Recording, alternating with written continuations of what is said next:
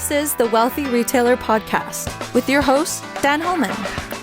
Every episode, Dan talks with a variety of retail experts, owners, managers, and so much more, sharing their expertise, their experiences, and the retail topics that matter to you, the independent retailer.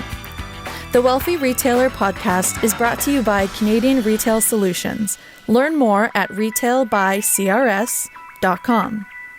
Hey everyone, welcome to the podcast today. I am your host, Dan Holman.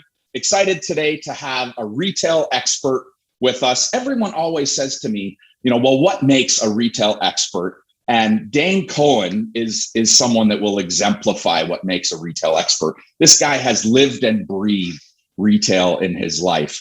He has a decade of experience in the fashion, wholesale, and retail industry, but independent retail actually exists in his blood. He formerly led the retail division of a family-owned chain of department stores, Lester's, who lots of listeners will know Lester's from the past. And before that, he oversaw the global sales relaunch for the men's collection of Helmut Lang, which is kind of exciting. We're gonna talk about Dane's experience, what he's doing now, how he got his start in the industry at Project Global Trade Show, and how he's building relationships. And if you're attending trade shows right now, you have probably seen Dane at many of these. Dane, welcome to the podcast, man. Appreciate you being here. Dan, I think we got a cut there. That intro was, I don't know if I can live up to that intro. That was awesome. Thanks. It's a pleasure to be here. I'm excited. Yeah. Well, thank you. So, we talk a little bit about your history. So, a bio never does it justice. You come from, you're a bit of that second generation retail, third generation retail. So just give us a little background into sort of how you grew up in retail, because a lot of us live in that same world. We didn't grow up choosing this. We inherit this world that we live in, right? That's very true. I could remember as a kid, we used to do mini trade shows in my basement. And I remember my job was to take everyone's orders. I would take all the vendors' order. They would actually come and we would do shoe shows in the basement. So they would come from Italy and they would show the collection to all the buyers of my dad's business. And I would be the kid just sitting there watching this as if it was the most fascinating thing. So when I say I grew up in retail, my summers, I was working the cash register. I mean, that's where you really cut your teeth on all this. And then I was fortunate enough to, when I started my career, I actually started out, one of the things before I came into the family business and was running the family business, the retail side of things, they really wanted me to get experience in the industry. And where did I start? The trade shows. That was my first job. I was working for Project Men's and I sold booth space. And, you learn a lot at the trade shows. And I always say it's a bird's eye view of the industry. You're seeing the buyers, you're seeing the retailers, you're seeing the vendors there. I mean, the manufacturers, it really is kind of the life energy. And I think even to this day of the industry.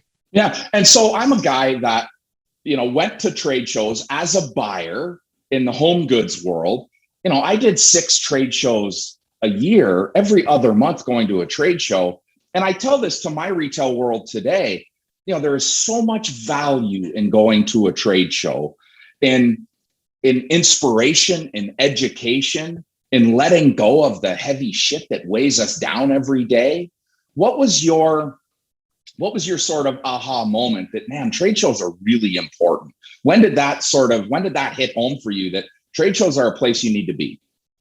Yeah, so I think it was really actually when I got to the wholesale side. And, then I was actually putting into action those relationships that I had made. And here's what I think people forget sometimes, and it's easy to lose sight of this, especially in the digital age. This is an industry that is built on relationships. And so when I was in wholesale and I had to make decisions on, I had some stock goods that I had ready to ship. who do you think the people I was taking care of was? It was the people that I had face-to-face relationships with, right? These people, I knew their business, I knew their face, I knew what they were trying to accomplish because we had met, we had connected, and it was at the trade shows. And one of the big things, they didn't want to bring Helmut Lang to a trade show. They thought it was, potentially too big of a name to go to a trade show. I said, no, this is where you're going to meet the independent retail market. I mean, this is where you're really going to. And Mark Weiss, who's the CEO of Management One, we were talking about this, that, we forget that emerging brands are built in independent retailers. Yeah, so well said. I couldn't agree more. Yeah. So one of the things I did not say in your bio as we sort of, through that introduction, was that currently you're the business development manager for Management One. So now, you've moved fast forward from that great legacy history that you have to now standing face to face with retailers every single day. And while your product is planning and what we do in planning, your why is really got a strong connection, which I think is part of what gives us good success when we talk to retailers. When we grow up in this world, we know their pain, as they're breathing it. And I don't think that everyone has that great perspective. And I think that that's probably part of the reason that you're having such good success, in bringing this retail community, to the next level with things like inventory planning, something that you and I both recognize as being probably one of the most critical components, one of the most valuable tools in a retailer's tool chest. Yeah. And so, yeah.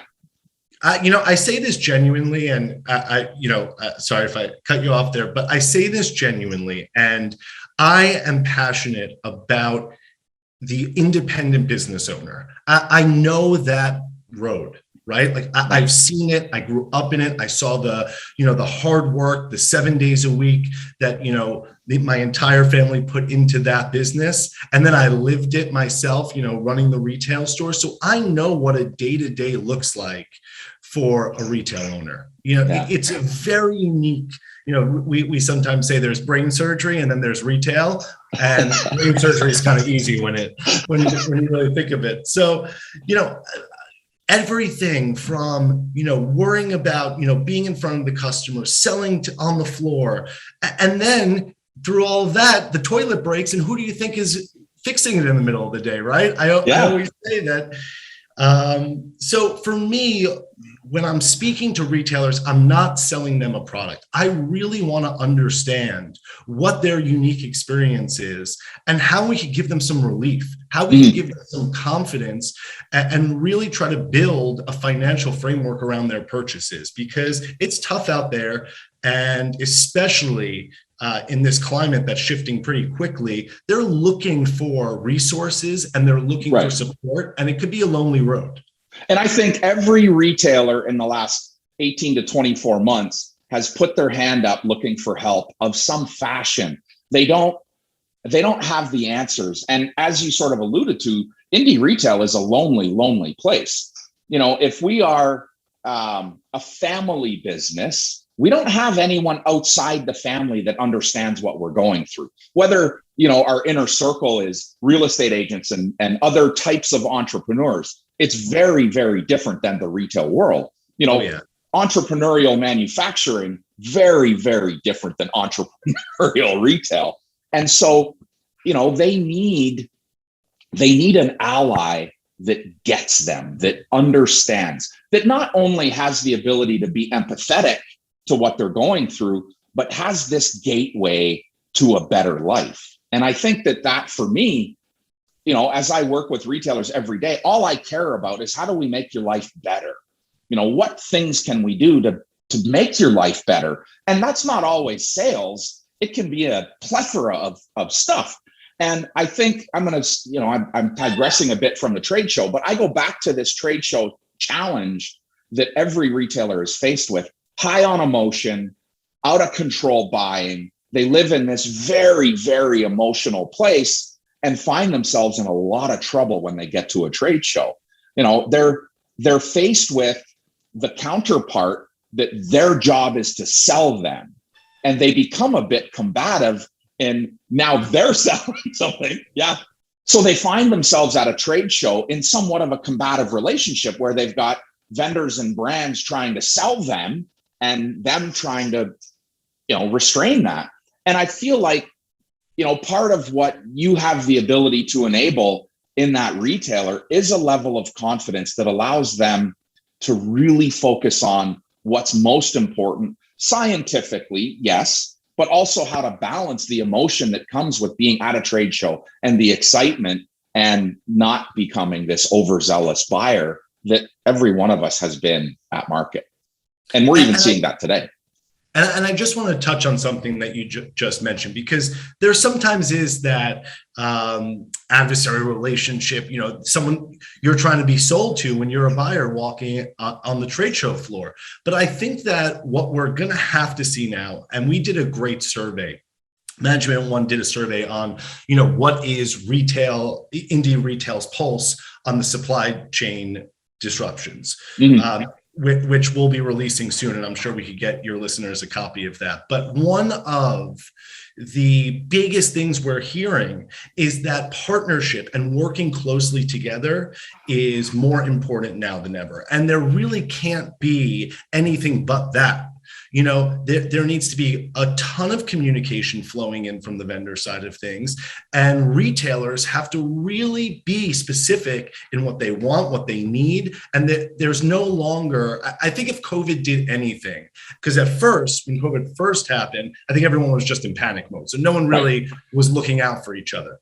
But I think that what has developed is the people that made it through, the retailers that saw through the pandemic, are hopefully coming out of the other side, successful, maybe even a little cash in their pockets right now.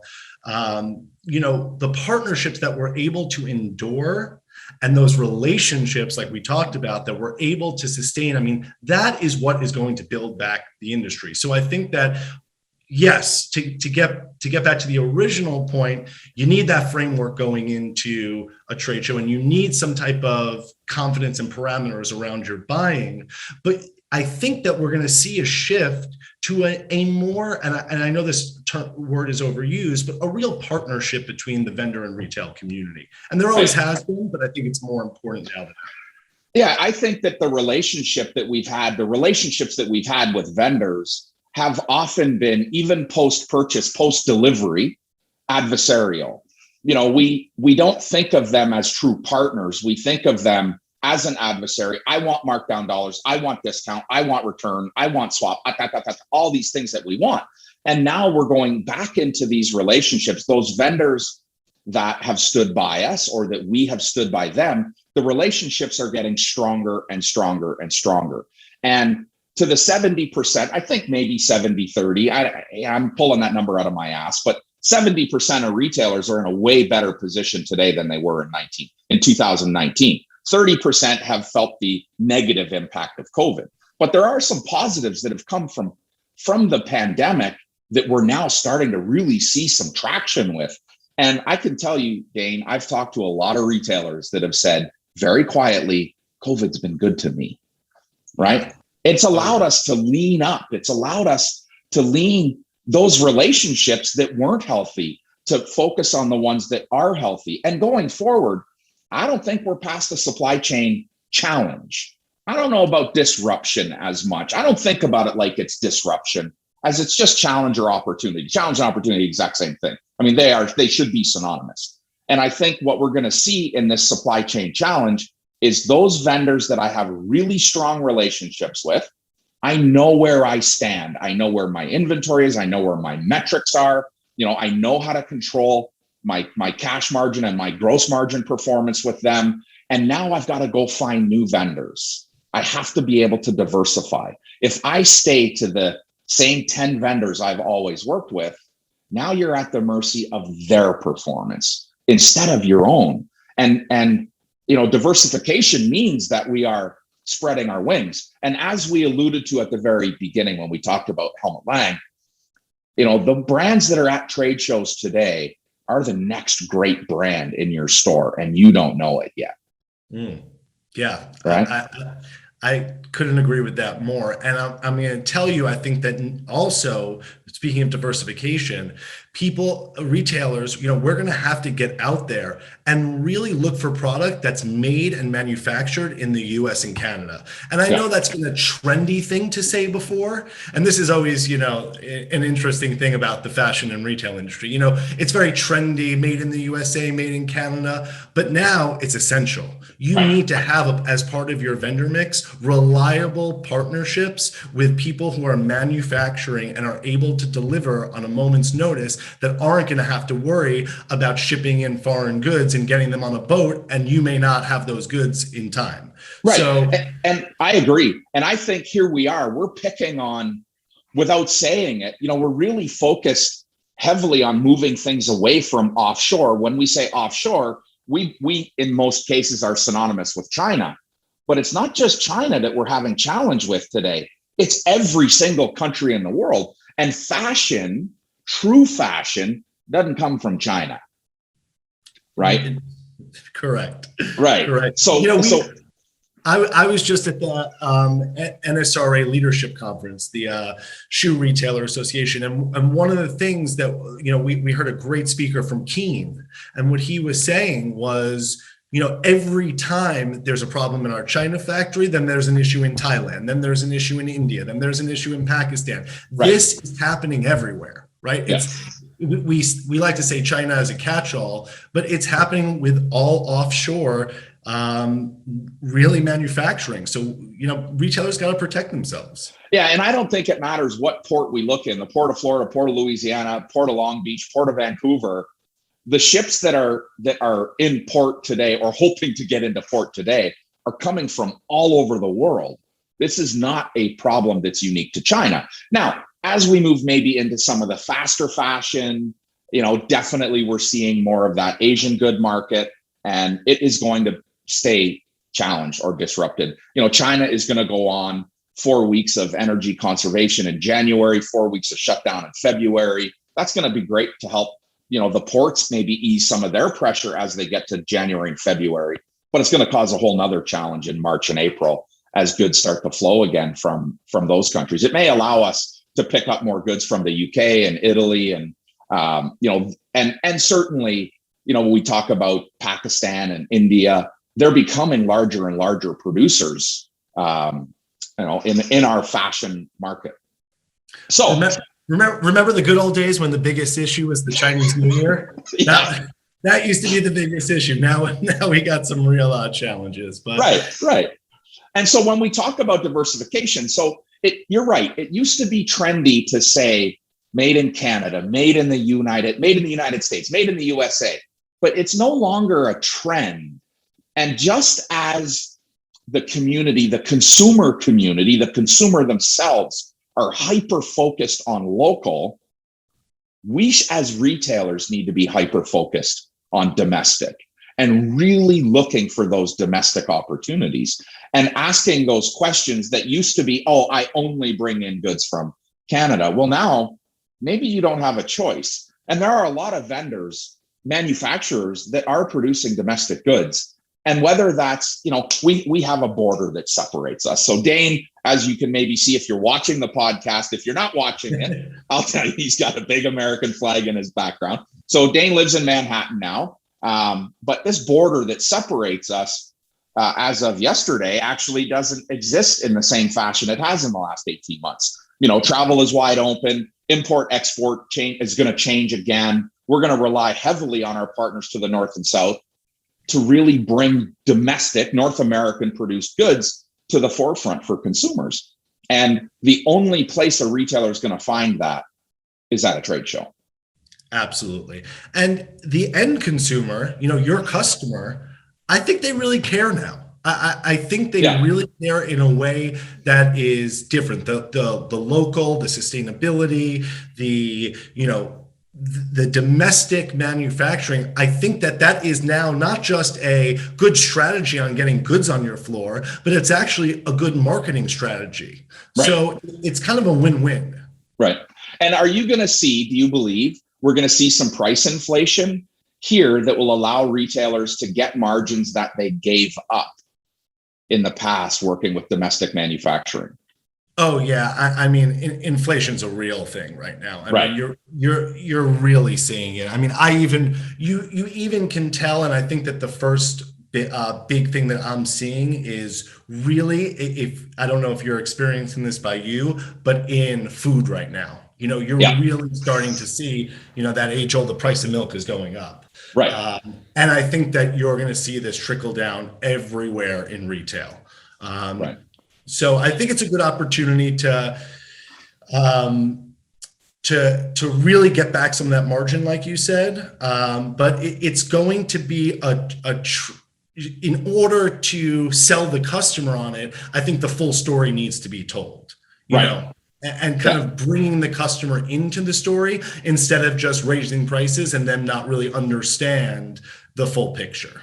Right. And I think that what we've got, the benefit that we have today to start this conversation is that the price of milk has gone up, right? Yes. The things that are essentials cost more money today, and thereby making it okay for the discretionary purchases that we make to cost a little more money. Now, I use that word discretionary. Discretionary became necessity in the last 24 months. Everybody made it a necessity to improve their quality of life at home, which previous to COVID, those were all luxury spends. The back deck, the new furniture, that was all discretionary purchasing. It's not anymore. It's become an essential, which is why we've seen home goods skyrocket, even with many, many months of delay in manufacturing. And I think part of the unknown for the consumer here is just how much of the components that go into make a pair of jeans come from different parts of the world. Even if you've got a domestic manufacturer here in Canada, the United States, they're probably still getting buttons and zippers from somewhere else. And that delay slows everything down. And the shipping to get that is going to see inflation. And the other thing I'll say, I love inflation. I love that price is going to go up. I love that cost is going to go up. And I used the word margin. And for a lot of people, they will think I meant percentage, but I didn't. I don't really care what your margin percentage is. I care what your margin dollar is. So if the cost of an item goes, from 100 to 125 and your retail goes from 225 to 250, you're putting $25 more margin dollar in the bank. Your percentage is going to stay the same, but our sales are going to go up consequentially. People forget this. We went through a deflationary period where we were deflating our prices and no one could figure out why their sales were declining. Well, it's because you went from selling a $100 shirt to selling a $75 shirt, right? You got to sell 25% more to meet your sales from LY or whatever your comparison is. The Wealthy Retailer podcast is brought to you by Canadian Retail Solutions. Learn more at retailbycrs.com. This is exactly, think about what you're saying right here. I'm listening to you, and after, years in the business, I'm still learning, right? You still hear things that just hit you a different way. And I think that this is the most important thing about kind of connecting within the community and having resources and people that you can really dig deep on, right? Because someone's looking at their business during these deflationary times and just going, I don't understand why my sales aren't hitting, right? And you just summed it up so perfectly there. So I think that, listen, it's a big time of change. It's a time that I think retail actually thrives in moments that necessitate change. Right. We tend to be an industry that likes to continue on the same path until something comes hurtling towards us that makes us change. Right. So I do want to touch upon the other big change, and that's consumer behavior when it comes to digital. Oh, yeah. And the reason I bring this up is because I think that there's this, I don't think it's necessarily about e-commerce. Right. And this may sound controversial, but I don't think the play is necessarily just e-commerce. I think the play is having multiple touch points for your store. So if you are a one brick and mortar institution, what has now happened is consumers have gotten used to a certain level of convenience, whether it be, can I say the A word here, Amazon? Yeah, you want. Yep. People have gotten, 2-day shipping. They are just accustomed to really retail at their fingertips. And I think in order to be competitive, it's not just about putting tons of money into a website to build it up. It's about giving your customer different touch points to shop at your store. Right. So whether they are buying online, picking up in store, whether they're able to, speak to an associate directly through your website, whether live selling. I mean, we are seeing live selling explode. And by the way, that is not a tech savvy piece of technology. Nor is it e-com. Right. It's not e-commerce. It is not e-commerce. Right. It is literally as simple as getting on your iPhone on a tripod and selling what you got, just as you would to a customer in your store. And so, we're talking about diversifying your product mix, and then you also have to diversify how you're selling that product.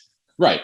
And I think that, a couple of years ago, we talked about, brick and mortar transitioning to be a marketing channel. And the reason that we're seeing so many of the big players, including Amazon, open brick and mortar stores is because they know that's the vessel to market share. They know that that's how they capture market share. We can't be without it. And to your point, we look at what's happened in the last 12 months, never mind early in the pandemic, but in the last 12 months, as we forced evolution into our lives, we are selling on 5 or 7 different platforms all the time. And the most successful stores that I see today are selling on multiple places. It's not, I've got a great e-com strategy. It's not, I'm a great, digital marketer. It's not, I'm an influencer, which I totally believe is what's changing in retail today.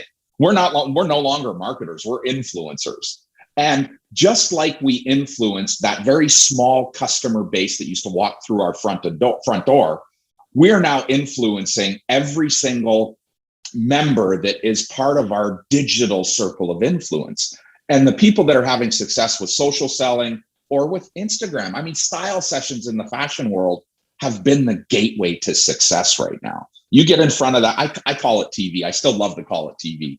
I'm like, you get on TV and you go sell those jeans. What do you mean TV? This is like QVC, right? Yeah. It's old school selling. I love that you call it's the modern day QVC. It really is. And, look at what Come and Sold did, where all you have to do to purchase an item is just in the comment, put the item number and the size you want, and that product will arrive at your door. I mean, that is revolutionary stuff. And it's fairly simple. It's really accessible and simple for the retailer who maybe doesn't have a ton of cash to invest in, new technology solutions. Right. And I think, Dane, one of the successes that we've seen with platforms like Come and Sold, and I mean, the rise of Shopify, has been its ease of use, its ease of connectivity. It's easy to get into that market. And so now I take off my retail expert hat and I put my point of sale hat on. And I say that's the mistake that retailers have made is they've given up the brain in their business. They've added these platforms without any connectivity to the thing that's most valuable, and that's their brain. It's the thing that analyzes their data. It's the thing that gives you the data that you need to deliver really great forecasts, both from a demand and a supply perspective. And retailers really need to look at, how do I take what's happening, all this really great stuff that's happening with these platforms, and connect it to my point of sale system so that I can analyze the business holistically instead of segmented the way that we are today. I look at the success that Come and Sold has had, and I think, oh man, if somebody ever would have thought, how do I connect this back to my POS system to then truly analyze my size drill down performance and my assortment, my price performance, they lead the curve. They would be the leader. Yeah, and you know what? One of the things that we've been able to do, and I've been really fortunate to work with some leaders in the live selling space.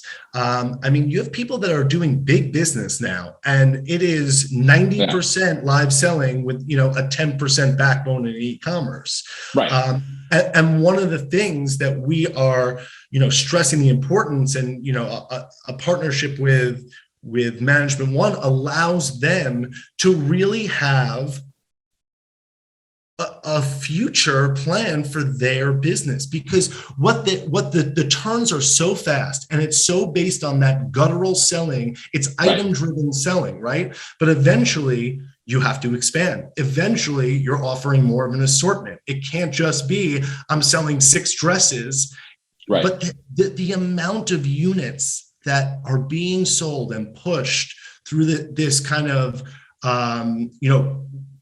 it's the streetwear drop model, right? We're dropping this, it's dropping today. This is going to turn and burn. And so in order for those retailers to see continued growth and continued success, we're huge advocates of, you have to plug back into a POS system. This can't just be the wild, wild west. There's only so many times you're going to strike lightning on this. So let's start planning. What is the consumer behavior? How is your customer shopping? And how can we start planning in this demand while keeping that same turn and burn model? And you think about the way that, when streetwear really came to the forefront, it was because they were breaking the mold. They were doing drops, and people lined up. They weren't online as much, right? People lined up for blocks to come and get that drop that was happening at 7:00 on Tuesday night. Taco truck out front, a band playing, and it was a drop. Well, that's now how the fashion retailer has evolved. So what's the streetwear guy going to do now? What's their next evolution look like? I'm not worried about the streetwear guys, because they are so innovative, and the whole drop model. I mean, they really changed the game there. Right. And I think I walked by Kith, which is right downtown, only 10 blocks south of me, and there are still lines out the door to get into the store. And by the way, it's not because of restrictions in capacity. People are excited about the demand and the product that they are dropping. So, recreating that with live selling and really creating almost allowing this to be something that is accessible to any retailer with an iPhone. I mean, that's pretty incredible. Right. And I think that this is just the start of it. Like, I don't think that we've seen tech really get a hold of this. Innovation is going to happen. I mean, innovation will lead this iteration that we're seeing in retail today. We're reinventing ourselves without really adding a ton of innovation. As innovation now catches up, which I think you're seeing, I'm going to pick on Shopify. I shouldn't say pick on, I'm a big Shopify fan. But I'm going to look to Shopify as they're gathering this massive development base. And if you qualify to develop an app on Shopify, it's got to be because it's innovative. You're solving a problem that maybe doesn't even exist today. You're that far advanced. And retailers have to look at, what's the next thing I should be doing? And I'm going to back up now and say, you talk about one of the benefits of being inside this Management One circle, this family of retailers that make up Management One. There are a lot of really great collectives out there, great groups out there. We're partnered with lots of them, whether it's, Bob Nagan's Whiz Bang group or Ashley's, the Boutique Hub. I mean, there are so many, the National Retail Shoe Retailers and National Home Furnishing Association. These are all big groups. And the thing that each one of those groups has in common is a partnership back to this level of intelligence, this level of merchandise intelligence. No matter what they're doing in their groups, they say, hey, hang on a second. The missing component is this merchandise planning. You got to have this. And I think that that's why we're seeing, good growth in our retail audience, is because people are recognizing, I can't do this alone anymore. Technology is moving way faster than the age of retail is lowering. right? Yeah. How many retailers do you talk to that are between 40 and 60 years old? Not many these days. Right? That number is starting to come down. It's no longer an old boys, old girls club. It's now this new generation of retail. And for the more mature retailer, the resistance that they've had to change has been forced upon them. Right. And we hit on that before. And it's so true. I mean, and listen, there are people that, maybe in a generational business were able to catch on with that change. And unfortunately, we saw a lot of people that just weren't able to adapt. Adapting in this type of climate is everything. And Dane, that a lot of that comes from a place of them being tired. Right. I talked about this. You said at the beginning how lonely it is. I'm saying it's a lonely place. Well, that retailer, as this challenge presents itself, they're saying, shit, Dan, I'm too old for this. I'm done. We got to find a buyer for my store. I'm finished with this. And that's really the attrition that we've seen. It hasn't really been, I'm going to say this quietly, it hasn't really been pandemic driven, Dane. It's been, the retailer's willingness to shift and adapt. And adapt is a terrible word, but evolve. Yeah. It's the evolution of retail. Listen, I know that feeling well, and there's a real retail burnout, and so, but with that, I think I'm speaking to new businesses that are popping up and people that opened and said, you know what, I am passionate about retail. And they opened right smack in the middle of the pandemic, and now they are seeing, right, a year later, a thriving business. And this is going to be the next generation that really is coming in with, integrated systems, and is coming in with, live selling is hopping on an Instagram live and in the middle of the day and selling $5,000 worth of goods in 30 minutes right. is a snap to them. But yeah, and not uncommon. Not uncommon at all. And the willingness to just view this as one of those channels of your retail store, I mean, that is what is going to drive this industry forward. And, one of the things that I hear when I get on calls, and I'm lucky enough to speak with dozens of retailers a week from across the country, sometimes across the globe. And the thing that I hear constantly, it's the same, that same feeling of, I'm seeing success right now, but I feel like I'm winging it. I'm just out there winging it. And whatever success I'm seeing, I think the best term I could use right now is there's a cautious optimism. People are seeing success. People are seeing good, great sales right now. They're seeing, if you're a retailer pre-pandemic, you're seeing maybe, a better cash position than you were, in 2019. But there is a cautious optimism there because of the supply chain, because things still feel uneasy, because of what we just experienced. People want to put in the structures and take the time now when they have a little cash in their pocket to do the right thing. Right. To make sure that their systems are speaking to each other, to make sure that they have a plan. And so, when we're working with our partners, whether it be Whizbang or the Boutique Hub, that you mentioned, or any of the organizations, they say that one of the first things is go and plan your inventory and make sure that you are setting yourself up to have your cash flow, something that you can predict, so that we're not getting back into a position that whatever the cause is, whether it's the supply chain, whether it's the economy, whether it's a recession, that you are in a position where you are so over leveraged and so out of touch with your bank account and how cash is flowing through your business that you get stuck in, a bad way if something does happen. Yeah, and what happens to those retailers is they freeze because they don't know where to turn. And let's remember, retail is a world riddled with pessimism, not optimism. The success, the cautious optimism that you're seeing today is because retailers are typically a bit pessimistic. It is the woe is me world. It is this constant uphill battle. I make a bit light of this, that I live on this bipolar roller coaster. This morning I woke up feeling pretty good about myself as a retailer. Like I'm the king of the world. And I know that tomorrow I'm going to wake up and go, what the fuck was I thinking? Oh, yeah. That's the world we live in. And so, the plan, I tell everybody this, and I say this about vision. I say this about inventory. This is about putting a dot on the map and figuring out how to get there. You're going to go on a road trip in this next 12 months. And that road trip is either going to end with a pot of cash or you looking for a job. Which one do you want? Let's get on a plan. Or a bunch of inventory you have no idea what to do with. Yeah, right on. Yeah.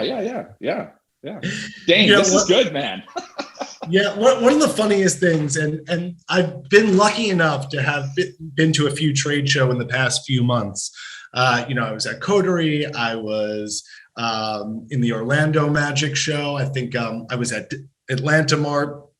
I was just at Brand Assembly in LA, and it's very funny because I've seen trade shows, and you remember the days when trade shows were just, and you couldn't move the aisles, you were elbowing people out of the way, and people complain then, and people complain now, and that's just the woe is me spirit of retailers. I'm like, if I can only go back to 2010 Dane and tell him when people were complaining on a trade show floor, I'm like, take this. This is the glory days, guys. Right on.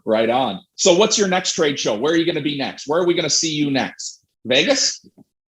So Vegas is coming up. We have Nashville coming up. Magic is doing a Nashville show. And by the way, I don't know if we really, we're talking about trade shows, but the regional trade show seems to be, it was really a savior over these months, whether for travel, just having people get there. But the regional trade shows are really seeing a renaissance right now. So, Magic, who usually only does shows on the coasts, is now coming to Nashville. So that's a really exciting, I think, development. And, I was in Atlanta, and, Atlanta Mart was booming. It was a great energy there. So, we have Nashville coming up, the Magic show, then we'll be in Vegas for, Project. And there's some exciting things coming up. That's awesome. All right. Dane, tell the retailers that are listening, how do they get a little bit of your time? How do they pull your ear a little bit and chat some more about planning? Well, again, like I said, I'm speaking to dozens of retailers every week. And honestly, it's all about just connecting. So if you want to connect, visit management-one.com. You'll find us there and, book some time. I'm always happy to chat. If it's a question, you're interested in hearing more about planning or just want to, know what's going on in the industry, we're here at Management One. Yeah, Dane, thank you. And one of the things that I've grown to really appreciate about Dane retailers is that ability just to pull his ear a little bit and getting a unique perspective. Don't ever think, this is a mistake that a lot of retailers make. And if you're this retailer making this mistake, kick yourself in the ass now and stop doing it. Every phone call you make does not cost you money. You spend some time, talk to someone that's disconnected from your world, from your immediate world, but has broader perspective.